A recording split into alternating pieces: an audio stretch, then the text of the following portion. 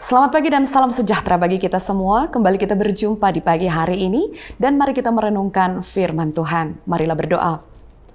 Sungguh kami bersyukur kepadamu ya Tuhan, atas perjumpaan yang sungguh penuh dengan sukacita di pagi hari ini. Kami mau merenungkan firman Tuhan, ajarlah kami Tuhan, dan biarlah kehidupan kami sesuai dengan kehendak-Mu. Berfirmanlah di dalam nama Tuhan Yesus Kristus, Juru Selamat kami yang hidup. Amin.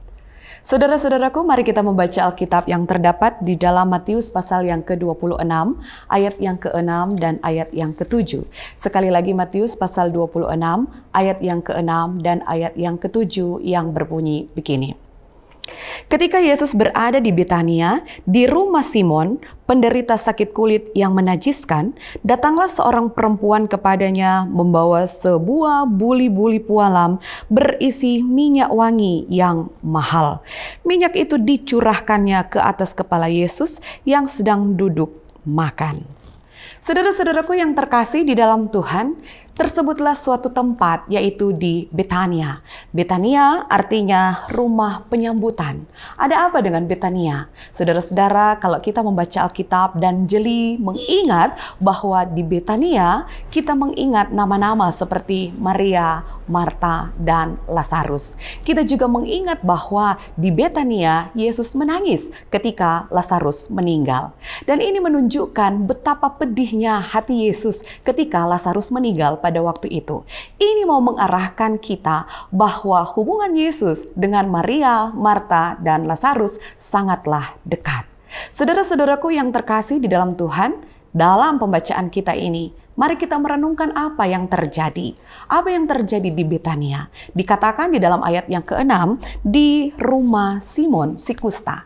Saudara-saudaraku, ada julukan-julukan tertentu yang melekat pada diri seseorang.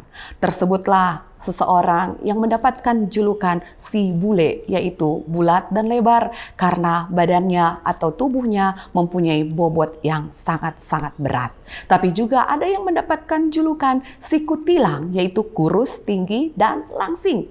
Setiap orang yang mendapatkan julukan masing-masing karena ada dalam satu kriterianya sendiri, dalam satu keunikan yang dia atau mereka miliki. Simon si kusta juga menjadi orang yang mendapat julukan karena dia pernah mengalami sakit, yaitu kusta. Saudara-saudaraku, kekasih-kekasih Kristus, kita tahu bersama bahwa penyakit kusta pada waktu itu merupakan penyakit yang najis.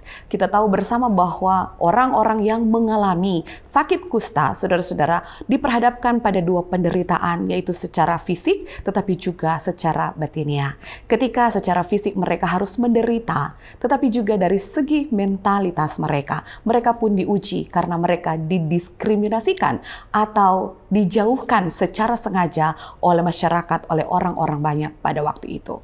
Saudara-saudaraku yang terkasih di dalam Tuhan, ketika Simon ini disembuhkan, ternyata julukan si kusta ini melekat kepada dia. Nah, di rumahnya itu, di tempatnya itu, kita akan membicarakan banyak hal. Ketika Yesus berada di rumah Simon si kusta ini, dikatakan di dalam ayat yang ke-7, datanglah seorang perempuan yang tidak disebutkan namanya. Tetapi di dalam Yohanes, perempuan ini disebutkan namanya, yaitu Maria. Saudara-saudara, pada waktu Yesus makan, pada waktu Yesus sementara makan, maka perempuan ini datang membawa buli-buli pualam. Buli-buli pualam ini adalah tempat menaruh minyak wangi yang mahal. Dan buli-buli pualam ini juga yang dibawa oleh perempuan ini berisi minyak yang sangat mahal, yaitu minyak narwastu. Alkitab katakan bahwa minyak ini sangat mahal, yaitu 300 dinar. Dan itu berarti bahwa ini merupakan gaji yang didapat oleh seorang pekerja selama setahun. Itu berarti saudara-saudara bahwa seseorang yang memiliki minyak narwastu ini merupakan seseorang yang mempunyai kekayaan. Tetapi saudara-saudara, mengingat keadaan masyarakat pada waktu itu, perempuan yang pertama dianggap sebagai masyarakat kelas yang kedua. Mereka dianggap sebagai masyarakat yang tidak dihitungkan dalam hitung-hitungan. Karena pada waktu itu masyarakat memegang kuat kebudayaan patriarkal, di mana pria adalah satu-satunya adalah orang-orang yang mendapatkan nama. Dan di dalam kebudayaan itu, saudara-saudara, perempuan tidak bekerja. Karena memang dilarang, apalagi berbicara di depan umum. Karena itu, seorang perempuan tidak mendapatkan upah apa-apa karena dia memang tidak bekerja. Nah, karena itu menjadi satu pertanyaan. Ketika perempuan ini memiliki minyak yang mahal, dari mana dia mendapatkannya? Ada orang-orang yang menafsirkan bahwa perempuan ini adalah perempuan yang berdosa. Perempuan ini memiliki suatu hal yang dia kerjakan yang jahat, yang tidak berkenan, yang terjadi di kalangan masyarakat pada waktu itu. Ada yang menafsirkan bahwa perempuan ini adalah seorang pelacur. Tetapi saudara-saudaraku yang terkasih, apa yang dilakukan oleh perempuan ini?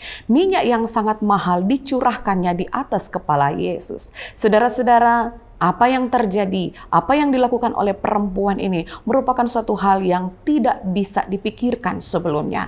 Karena mencurahkan minyak yang mahal hanya orang-orang tertentu yang bisa melakukannya. Karena boleh memberikan sesuatu yang mahal, sesuatu yang terbaik. Minyak ini saudara-saudara bukan dipercik. Minyak ini juga bukan hanya ditetes, tetapi dicurahkan. Itu berarti sampai botol itu kosong. Sampai Alkitab mengatakan bahwa seisi ruangan itu berbau harum. Saudara-saudaraku yang terkasih dalam Tuhan, apa yang dilakukan oleh perempuan ini mau memperingatkan kita agar supaya kita memberi yang terbaik untuk Tuhan. Kita menyerahkan segala sesuatunya untuk Tuhan. Keberadaan si kusta yang dianggap rendah, yang dianggap hina. Tetapi juga keberadaan perempuan ini yang dianggap rendah, yang dianggap hina, boleh memberikan yang terbaik untuk Tuhan Yesus. Si Simon si kusta ini memberikan tempatnya, memberikan rumahnya. Tetapi juga perempuan ini memberikan minyak yang terbaik, yang mahal harganya. Bagaimana dengan kita? Apa yang kita berikan kepada Tuhan Yesus? Tuhan Yesus memberikan kepada kita begitu banyak berkat. Karena itu kita harus memberikan yang terbaik untuk Dia. Lewat apa yang kita kerjakan, lewat apa yang kita usahakan. Biarlah hidup kita senantiasa memuliakan nama-Nya. Tuhan berkati. Mari berdoa. Bapak, terima kasih untuk firman Tuhan yang boleh diberitakan di pagi hari ini. Dalam minggu-minggu sengsara ini, ajar kami untuk tetap memberikan yang terbaik dalam kehidupan kami. Ketika ada saat-saat di mana kami merasakan kekurangan, tetapi dari kekurangan itu kami pun boleh memberi yang terbaik, yang sesuai dengan kehendak-Mu. Terpujilah Engkau ya Tuhan. Ini doa sembah sujud kami yang kami persembahkan di dalam nama Tuhan Yesus Kristus, Juru Selamat kami yang hidup. Amin. Bagi Yesus semuanya, pun waktuku miliknya. Bagi Yesus semuanya,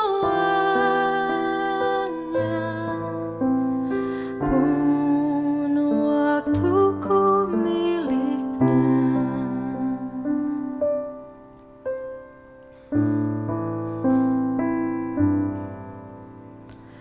Bagi Yesus ku serahkan.